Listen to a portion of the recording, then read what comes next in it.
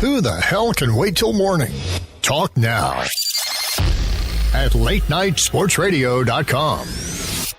I'll get the guns, the drugs from my generation. I'll take the fall, the state, and across the nation. And it's a sin, the guns, the fake, the fraud, the messing with me. Come on, come on, come on, let's get it on.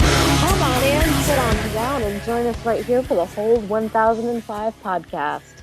Once again, I am your hostess with the mostess. Not exactly the mistress of the night, but a little bit on the warmer side. My name is Brandi, also known as Ryan Taylor Girl. Yes, I'm from Alaska. No, I don't own a polar bear. And no, I do not live in an igloo. However, I have had to stop because the moose was crossing the road. And it is me, as always, Robbie S., Capricorn, like long walks on the beach. And today I find myself without bubblegum, so that means I'm going to have to kick that much more ass today. Exactly. We're going to dedicate this show in honor of the late, great, never going to be replaced, Rowdy Roddy Piper. The Hot Rod unfortunately passed away on Friday suddenly. A heart attack.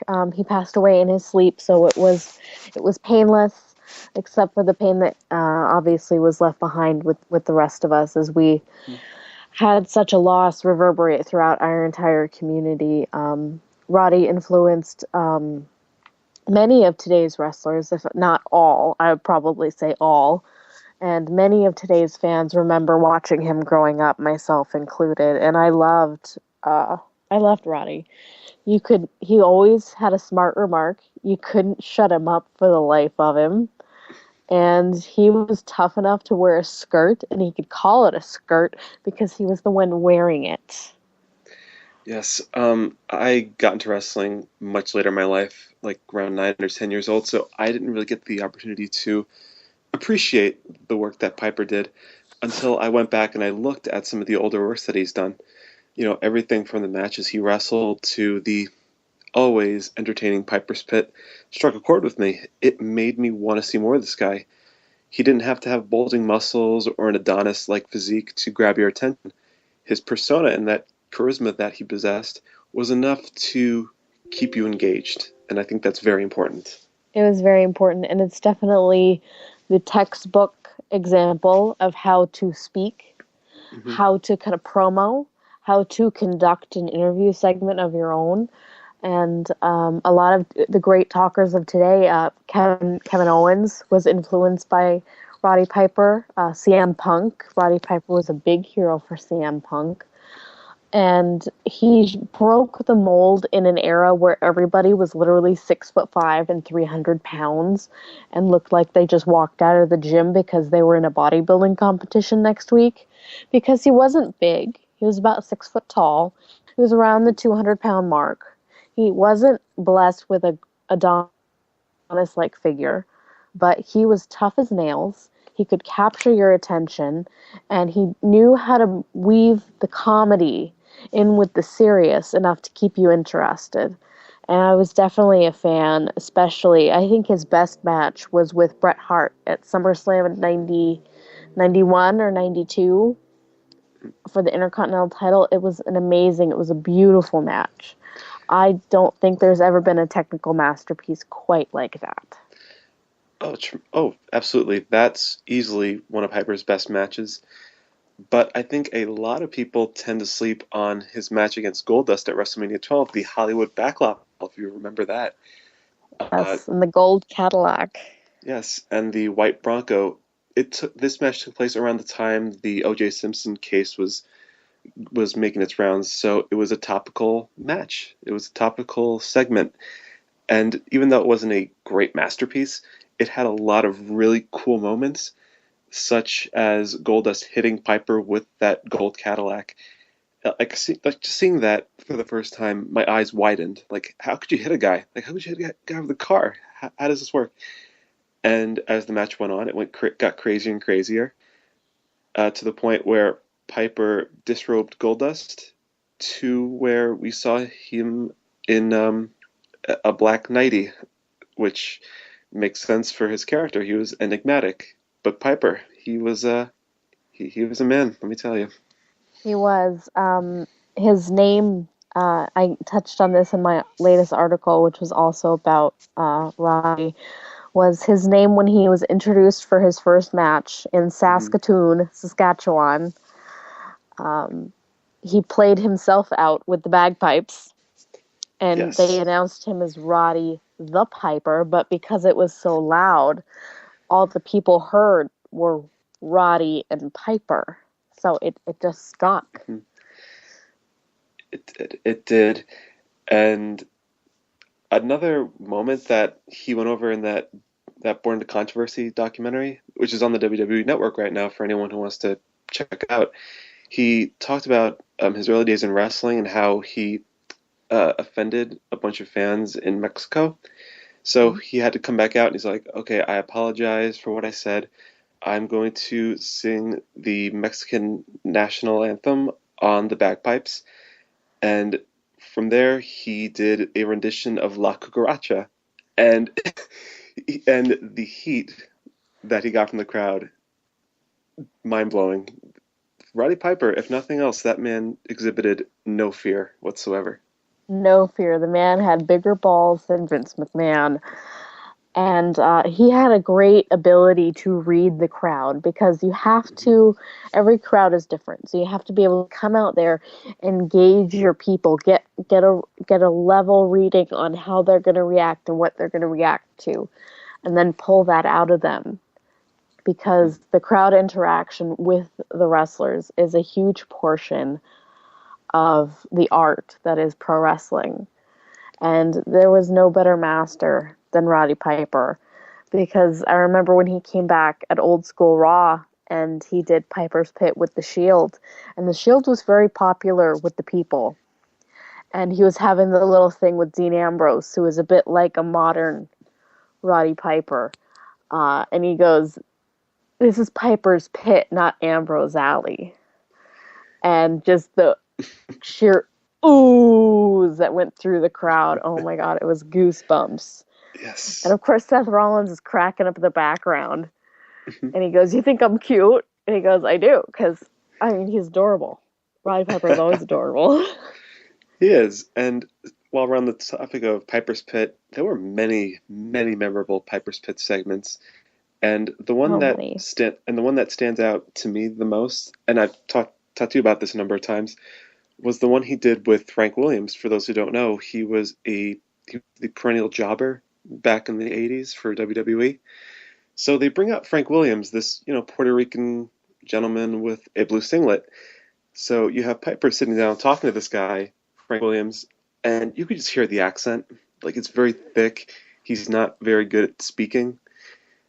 And if nothing else, this segment was the perfect opportunity for him to undress a poor sap, telling Frank Williams, "You never won a match. You're a horrible wrestler." And Frank Williams, give him credit. He tried to talk back and defend himself, but Piper wasn't having it. In fact, he beat the holy crap out of him and pushed him off the stage. And from this segment, you had one of Piper's classic lines: "Just when they think they got the answers, I change the questions." That's right. And if you have any favorite memories of Roddy Piper that you wanted to share with us, you can always give us a jingle. Call in at 585-633-7487. Now, obviously, everybody remembers the coconut in which he had Jimmy Superfly Snuka come in and he Yeah. smashed a coconut over his head. There was also the one at WrestleMania where he had Robert Downey, or was it Robert Downey? Morton Downey, I believe. Morton Downey, something like that, on, and he was a smoker, and he asked him to multiple times, very nicely, to please put out the cigarette and please don't blow your smoke in my face. So what does he do? He blows smoke rings in Roddy Piper's face. And so, of course, Roddy Piper pulls out a fire extinguisher Mhm. and proceeds to help Mr. Downey put out a cigarette. Yes. And what's funny about this is that he had the fire extinguisher in his hand, and Downey grabbed Piper's ankle to do like a hold or like a takedown. So Piper's got the fire extinguisher held over his head, ready to clock Downey with it. And you hear Gorilla Monsoon in the back going, "No, Roddy, don't do it, Roddy!" And you had to stop. So I thought that was funny. Piper's one of those guys that will go off script, and I think that's another one of the reasons why he was such a charming figure. Exactly. And he knew just how far to push it. He knew he could Hmm. get away with threatening to smack the guy over the head with the fire Yeah, extinguisher. He was probably fairly tempted to smack him with it, but that's a lawsuit yeah, liability, the whole shenanigans. no doubt And about it. so this past Monday, WWE played a beautiful video tribute message. Of course, everybody cried. And one picture that I saw on, I think it was on WWE's Facebook page, but Hmm. after they had the 10 bell salute and the roster left, the arena went dark so they could play the video. But Triple H and Vince stayed on the stage and they stood there and they watched the video the on the Titantron, which was very, very, very special. It was, and I know that Vince McMahon receives a lot of criticism, some of it warranted, but at the same time, he's somebody who respected these men and women who helped his company reach a higher plateau, and undoubtedly Piper was one of the guys who did it. He, to my perspective, and listeners out there can disagree or argue this, but I believe he was just as big as Hulk Hogan. Definitely, definitely, if not the biggest, one of the biggest superstars in the WWE to not have won a world title. I think that was a travesty, but Roddy had made peace with that. He was fine with how his career went, and that speaks to his Yeah, character as a person, which was he was exceedingly humble yeah. and a very, very, very special man who will be very missed.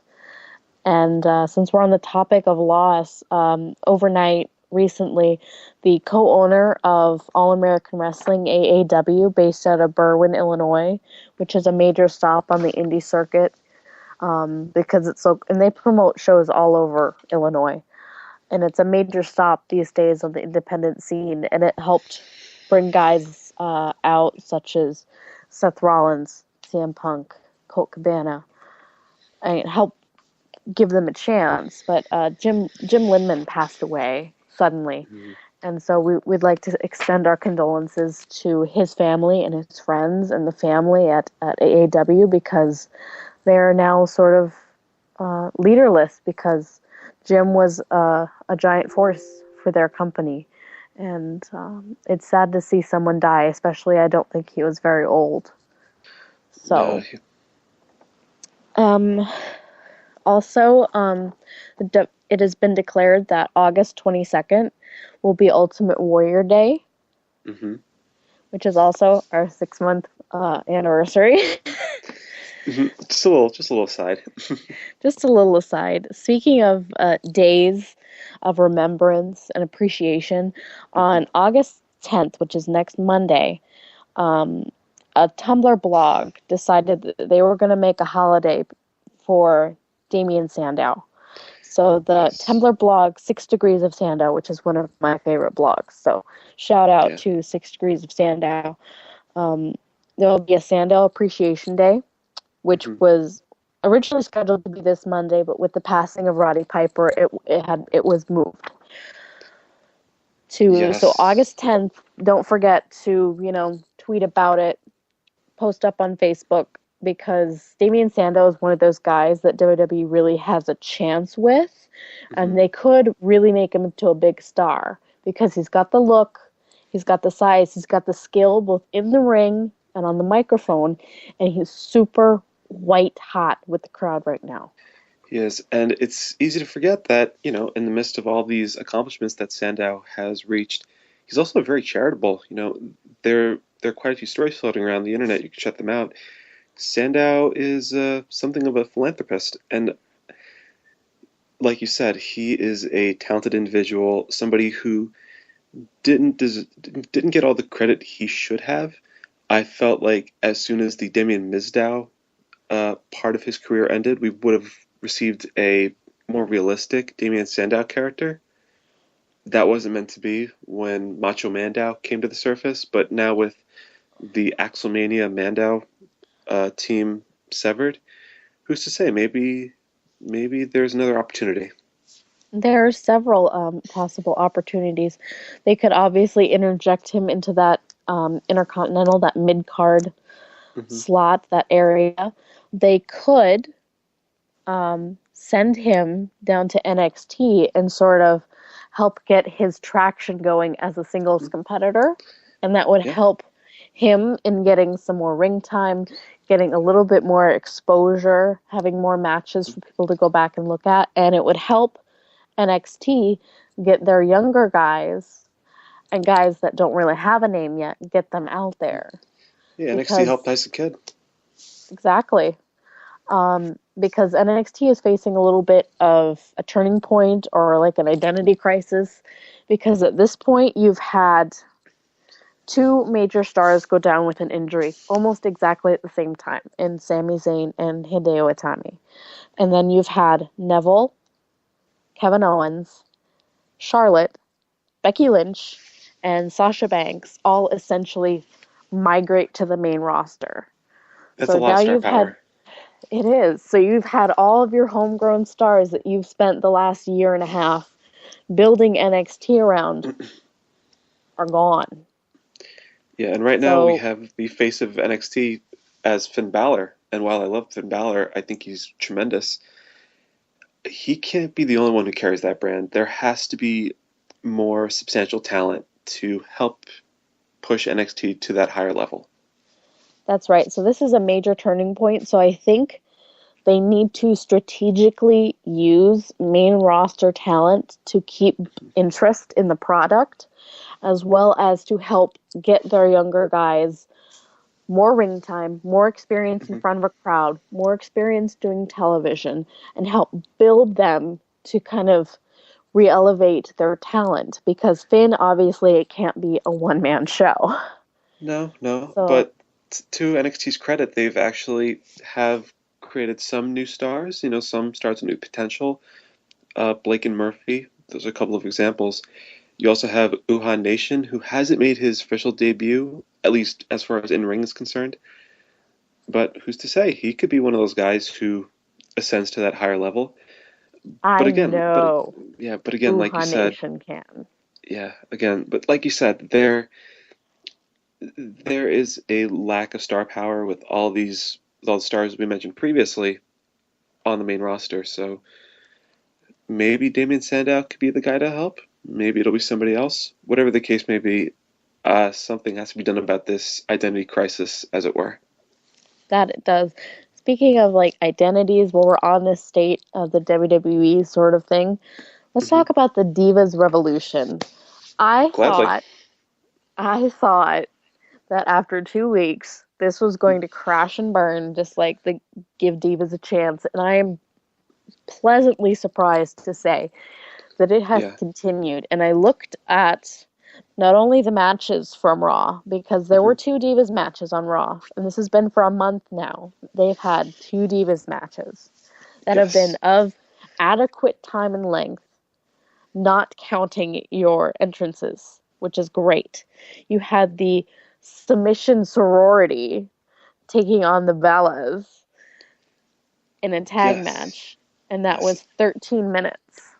I thought that was very good, and it allowed Charlotte to get the win over Nikki Bella, who is the current Divas champion.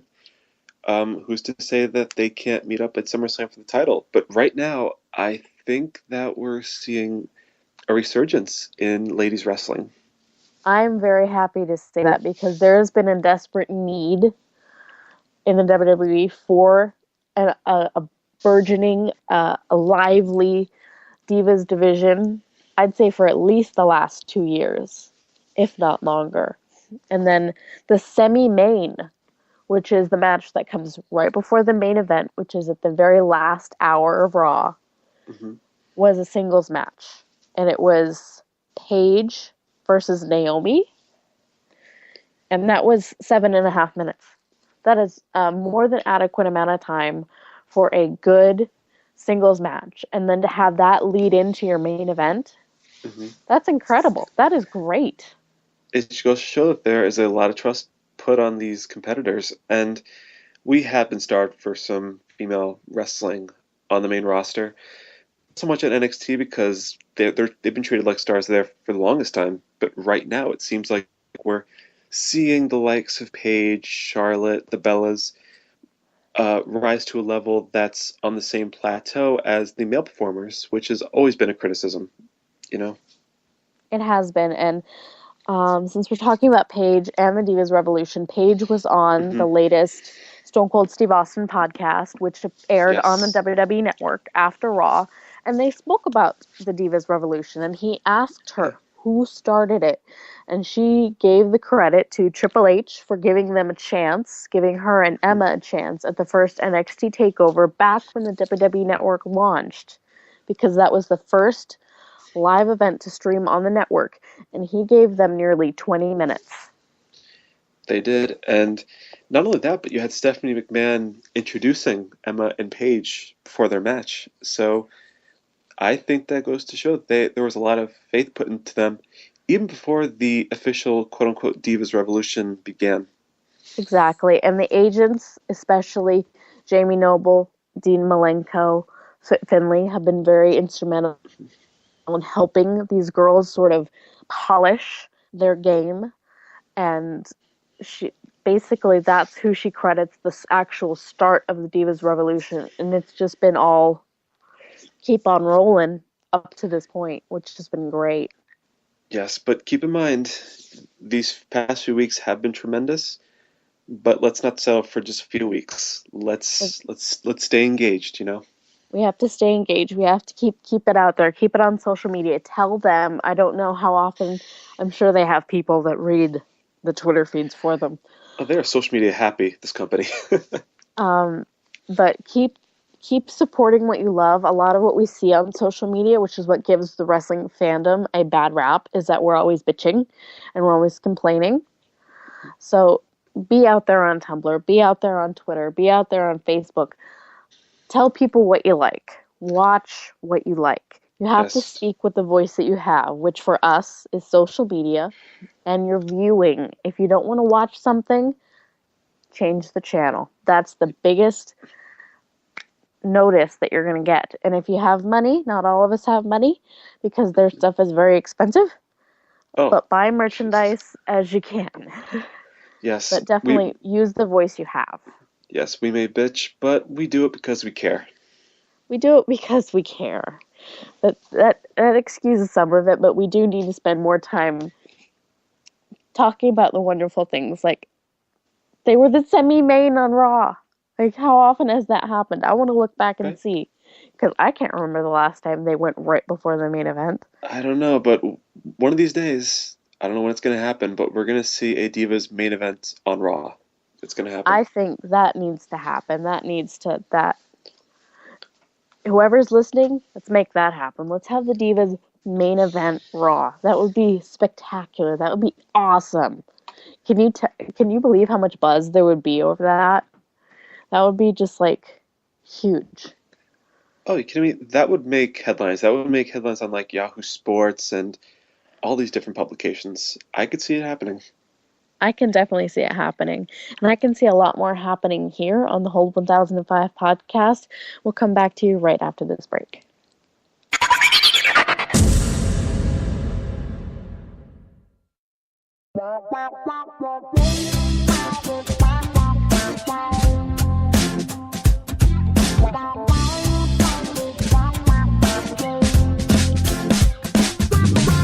Baby, you're a mystery. Tell me what's a girl gotta do?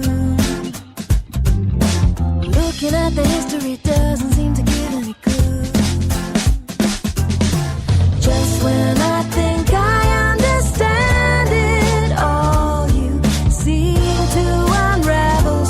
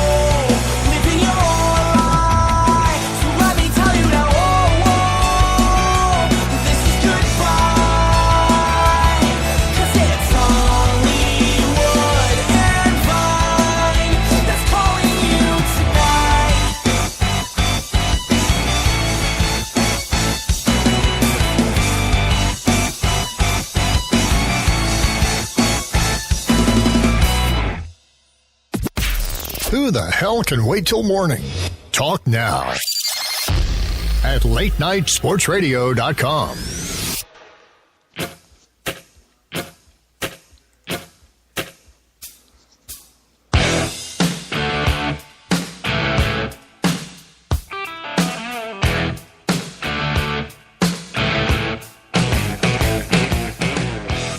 All right, welcome back. We are here live, Hole 1005 only on Late Night Sports Radio.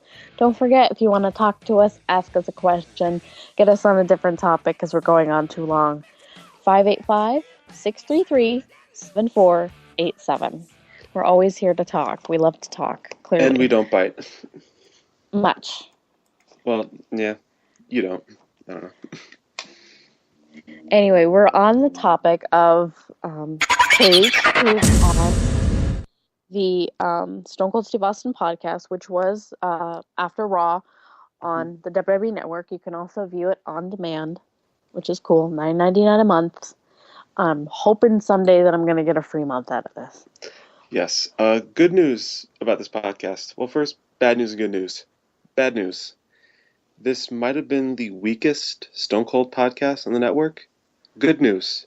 It was still really entertaining. See, that's the beautiful thing about the Stone Cold podcast. Even the weakest shows that we've seen are still entertaining in some sense, and this was no exception.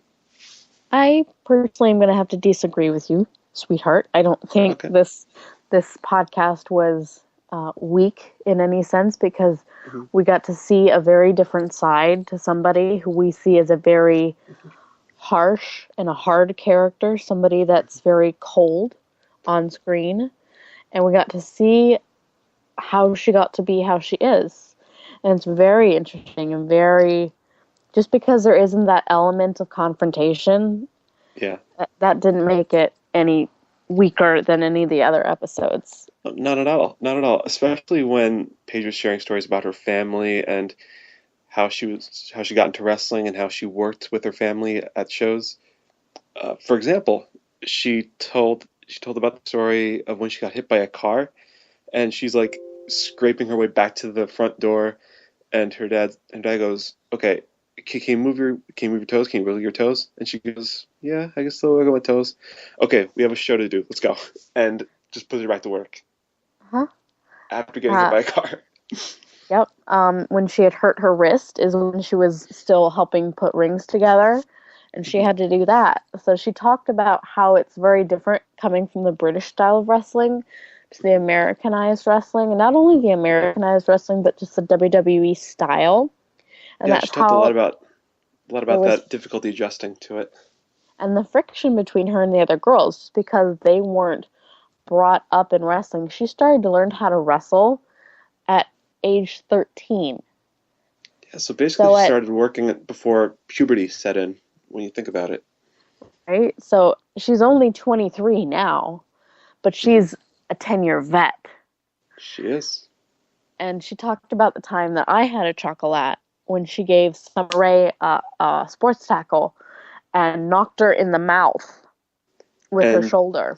Yeah, and Summer Rae started crying, and some of the other girls are like, "Oh, she's trying to sabotage her." And no, that wasn't the case. It was just an accident. But Paige's attitude, well, I think not so much her attitude, but just the way she carried herself in general. People were put off by her, and it took her a while to, sort of become integrated to that society, that WWE society. Exactly, and they talk a lot about perception because Paige, she dresses in all black. She wears Doc Martens boots. She wears dark makeup, and she's very pale, and she's very quiet, and she's not very openly, bubbly, personality-wise. So that's how she spoke about how, Shaul Guerrero, she said that she was intimidated by her. So you definitely had to talk about, that culture clash as well. And not just the social aspect that Paige was struggling with, but in terms of promos, how Dusty Rhodes would hone in on her in particular and would have her recite promos like, "Oh, Roman Reigns stole this from you, so cut a promo about it." And Paige struggled. to the point where she stormed off, went to the locker room, and did not speak to Dusty. Well, this is after she called Dusty a motherfucker. Yes, that was amazing, and she was one of the few that actually got away with doing so. Yes, and just the relationship that she spoke about with Dusty, it's very evident with a lot of the NXT kids. They were his children, and They he were. was their father figure, and so I can only imagine how hard it is to have him gone. And so it was very sweet to hear stories like that. Paige is also a crazy cat lady. She has 3 cats. Right, so it seems like you guys have that in common. We do have that in common. I love that. And talking about Paige, we'll go ahead and move into some. As we're moving towards SummerSlam, we're rolling on to SummerSlam, which will be, what is that, the August 23rd. 23rd, which will be in New York, New Jersey, one of those two. Yes. I believe Okay. New York. Okay. Anyway, it's across the country for me. Forgive me. No, it's cool. It's cool. But so we have one match confirmed, and that will Yep. be Brock Lesnar taking on The Undertaker. Sorry, Well, Paul. That was kind of awful. I give it an 8 out of 10 on the Paul Heyman scale. You're being too generous, sweetheart. Right, we're But gonna trademark that Paul Heyman scale. that and Wrestlecation. Oh, So it's gonna be on that's the t-shirts. only. Yes. That's the only match that we have confirmed right now. But this past Monday on Raw, WWE Champion Seth Rollins challenged US Champion John Cena. So that's leading to speculation that there could be a champion versus champion match. Winner take all. Yes. That's if, his nose stays like attached to his face. Yeah, because uh, I had no idea that Raw was gonna start off with a Seth Rollins segment where we'd actually see John Cena's weird nose. But here we are. I guess we're not gonna shy away from it. And it's gonna be part of the story. Can Cena bounce back after this crazy injury? Crazy is right. So we definitely will have to see. I would definitely love to see a Divas title match of some kind, maybe a triple threat, Hmm. where you have Nikki with maybe Naomi and I don't know, Charlotte maybe, or Becky. It seems like they're positioning Charlotte to be, uh, I guess, and we used this term before, the face of the Divas division. So who's to say? I think that Charlotte's a pretty safe bet. I think so, and she did make Nikki Bella tap out That to the she did. figure 8. Um, so we'll definitely have to see what that brings. There's obviously, hopefully, going to be a tag team title match because SummerSlam Yeah, is second only to WrestleMania in terms of its pay-per-view importance. yeah, It's and like from there's the big 3 would be the Royal yeah, Rumble, WrestleMania, and SummerSlam. right. And from what I'm seeing, as far as the potential tag team title match is concerned, I think that they're moving in a direction where it'll be the primetime players defending their championships against the New Day and the Lucha Dragons in a triple threat. So I think that's going to be a safe bet because they've really been pushing Sin Cara and Kalisto as this wild card team. Definitely the underdogs. I'm a huge fan of the Lucha Dragons. When you put these 3 teams together, because even though you have bigger guys in the New Day and a bigger guy in Titus O'Neil, you still have all this athleticism and all this high flying ability that I'm pretty sure we're going to see some tomfoolery shenanigans that are going to make you want to go, oh my god! Because you just have so many great athletes involved. Yes, and if it does happen, I will be looking forward to seeing Kalisto kill it because I think outside of Angelico, Kalisto is probably well outside of Angelico and Neville, Kalisto is probably the one superstar I enjoy watching the most. Definitely good choices. And I definitely think that WWE is trying to work away from the model of, oh, only the big guys get the belts and get to be the faces. So when you have Yes. a a smaller world champion in Seth Rollins, and fangirls don't get after me. I'm not talking about the junk pics that are floating around. Don't you He's mention that again. he's only 6'1", 200 and some pounds. This is a smaller champion. You have, well, I would say you have a smaller champion in Daniel Bryan if he was still the Intercontinental Champion, but now it's Ryback. So That belt is I, cursed. it is, it really is. I would like to see them either put Neville in there. That would be a cool twist. Or Cesaro, because Cesaro is like not getting his due. Like, I don't want this guy to fade back into the background because Tyson Kidd is out with an injury right now. Yeah. So if you're going to a WWE event, there is online, search Cesaro section on Tumblr. There is a downloadable, printable Cesaro section sign that you can just print out and hold that baby up high and let him know that you're in the Cesaro section. That's right. And you're talking about Cesaro maybe being an Intercontinental Champion or going for that title. I don't know if I'm comfortable with that idea because Bryan held it. He was sidelined. Ryback held it. Now he's recovering from that staph infection. I think if you put it on Cesaro, I don't know. I feel like he'll just contract appendicitis during the middle of the match and start and just keel over. I'm like legitimately scared about this title.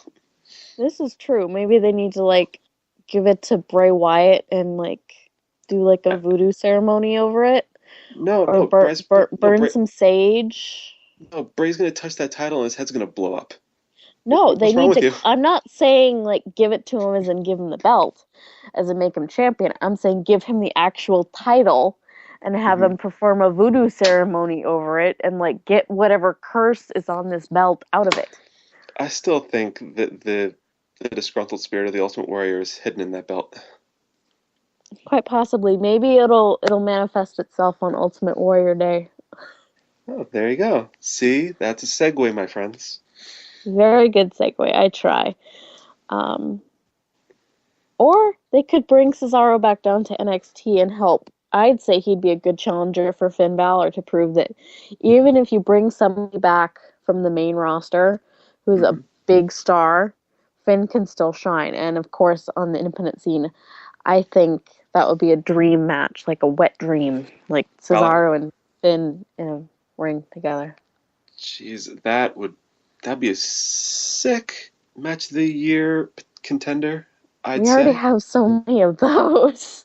Yeah, in WWE and otherwise. Who's to say? I think we'll add another one. Definitely. Speaking of otherwise, what about an update on G1? Have you been Um, watching G1 lately?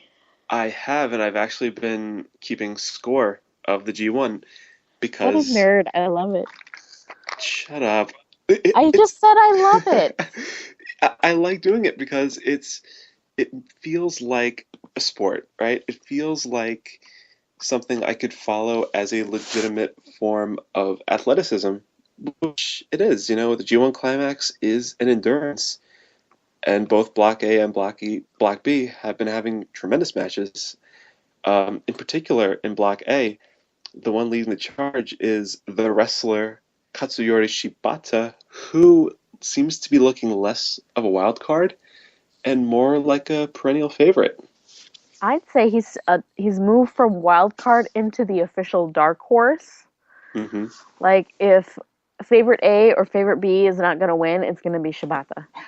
And I think that would be super cool because I also feel for anybody that has to face Shibata because he kicks like a mule, which Yeah, is that's tougher than a $2 steak, my friend. That's some stiff stuff. yeah. And with that one spectrum, Katsuyori Shibata being a favorite, you also have the other side, Block B. The one person who has 0 wins, 5 losses under his belt, Tomoaki Honma. He is not on the board, and I have this sinking feeling he will not be on the board. That poor guy. I hope they at least throw him a bone and they give him at least 2 Yeah, points because that that would that be awful. that Kokeshi from the top rope that very rarely has that helped him. No. But people love him. He's the underdog. You want to talk about underdogs in wrestling? There's no one quite like him in that sense. This is true. Also, perennial favorites in the G1, Hmm. Shinsuke Nakamura, who is back Hmm. from his injury. Yeah, he's up Um, 6 points now. Woo! And the current IWGP champion, Kazuchika Okada, who is my pick because Who I love eight me some Rainmaker. right? And he's up 8 points alongside Tomohiro Ishii, who's another wild card in his own right. Exactly. And what about the Gaijin? How are AJ Styles and Michael Elgin faring? Well, AJ Styles is up in Block A, 6 points, so he's doing very well for himself. Michael Elgin on Block B, same thing, 6 points. All right. What So about our Biz Cliz brothers? Biz Carl Cliz brother. Anderson. Well, right now Carl Anderson is up 6 points, and I got to admit, Carl Anderson's been having himself a great number of matches in this tournament. Just the most recent one against Okada has been tremendous.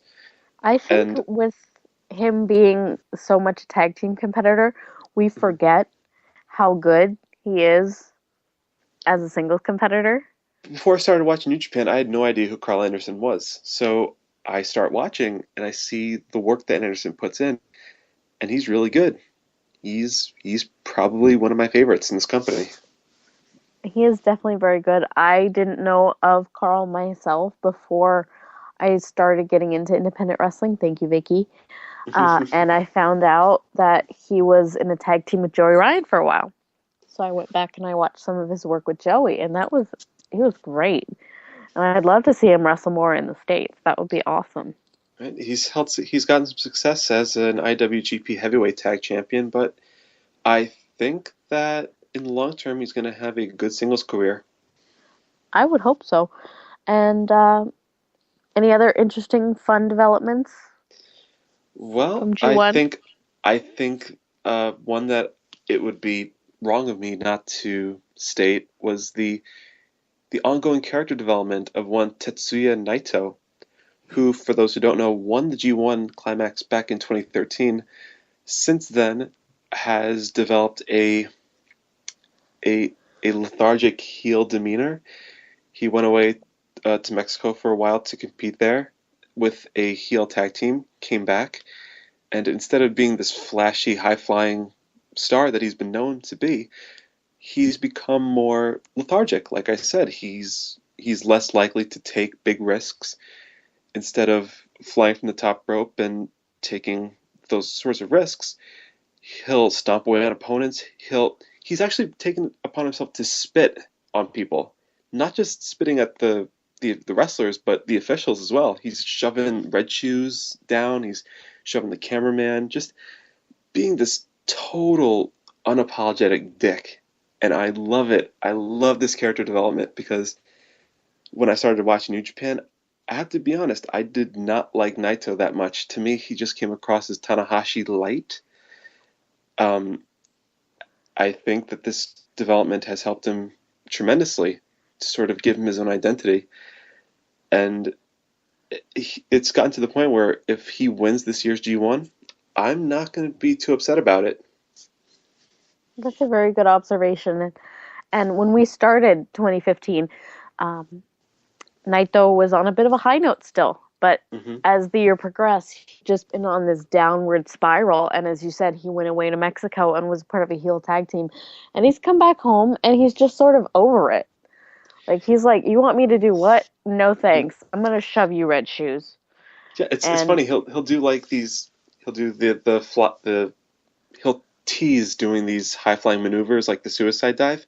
But as soon as he gets to the ropes, he'll stop, drop down in like a lounging position, and just start relaxing in the middle of the ring. It's amazing. I got to say that silver mask that he came out with, Hmm. that's pretty cool. I love it And with the hood. yeah, It looks very much like a Grim Reaper type, even though he and I takes like a really million like it. years, even though he takes a million years to disrobe. Well, somebody takes a million years to walk to the ring, and he's in what's probably going to be the semi-main event of SummerSlam. Does this mean that Tetsuya Naito is going to be in the main event of Wrestle Kingdom 10? Possibly. Who's to say? I think I wouldn't be opposed to it at this point. I wouldn't be opposed to him being a serious contender because he's definitely got Yeah. new life in him. Yeah, Naito went from being one of my least favorite performers on this brand to one of my favorite people to watch in general. Which is always a good sign of you're doing something right. He's become my most improved wrestler of the year at this point. We'll have to do mid-year awards next week. Yeah. That's what we should do. We should do mid-year awards. Hell yeah, I'm down. Move over, Bill Apter. We're coming through. We love Speaking you, Bill of- Apter. We do. Hard Please eyes, follow motherfucker. us. But speaking of being right, Vicky was right. She is now 9-0 in our little game. Last week's number was 128, and she correctly guessed that move 128 was the Jericho sleeper hold.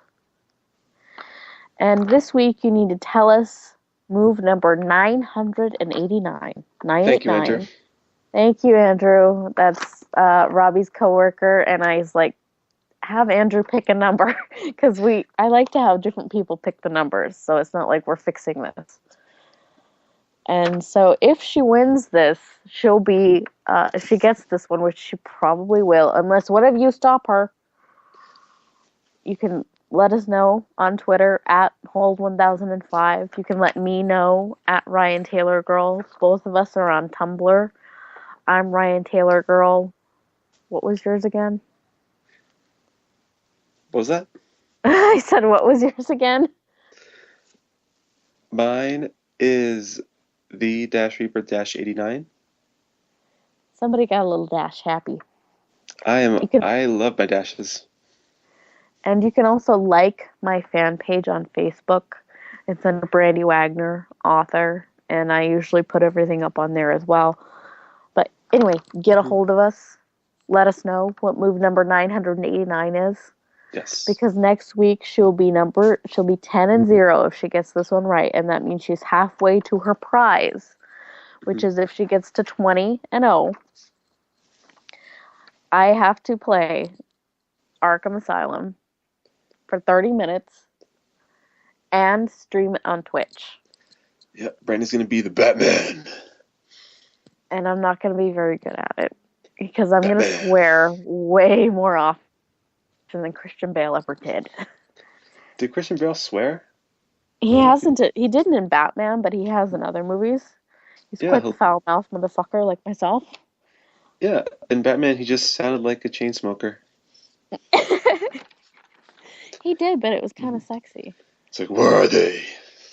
That's weird. Weird stuff. It was weird, but I mean, how do you think Ben Affleck is going to sound as Batman?